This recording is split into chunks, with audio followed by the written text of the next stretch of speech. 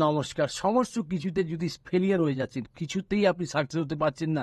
যেমন হচ্ছে আপনার চাকরি হলো, ব্যবসা হলো, না ভালো বন্ধু আছে, না ভালো প্রেম আছে, না ভালো বিয়ে হচ্ছে, না আপনার কোনো উন্নতি হচ্ছে, না কোনো ইন্টারভিউতে সাকসেস হচ্ছেন বা কোনো পরীক্ষাতে আপনি সাকসেস হতে পারছেন না।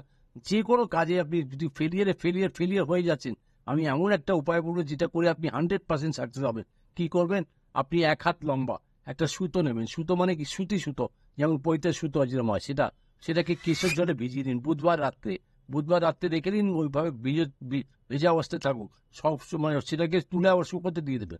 তারপর কি করবেন? বৃহস্পতিবার সকালে ওটাকে নারায়ণজিকে ছুঁয়ে তারপর আপনি ওটাকে নিজের পার্সে রেখে দিন, ব্যাগে রেখে দিন। লেডিসরা ব্যাগে রাখতে পারে বা যে কোনো আপনি যেটা ব্যবহার করছেন সেখানে রাখতে পারেন, বা বাড়িতেও রাখতে পারেন, আপনার আলমারিতেও রাখতে পারেন। এটা রেখে তারপর আপনি ওম নমঃ ভগবতে বাসুদেবায় মন্ত্রটাকে 11 বার বলে নেবেন। বলে দেখুন না, সব কাজে সাকসেস হতে থাকবে।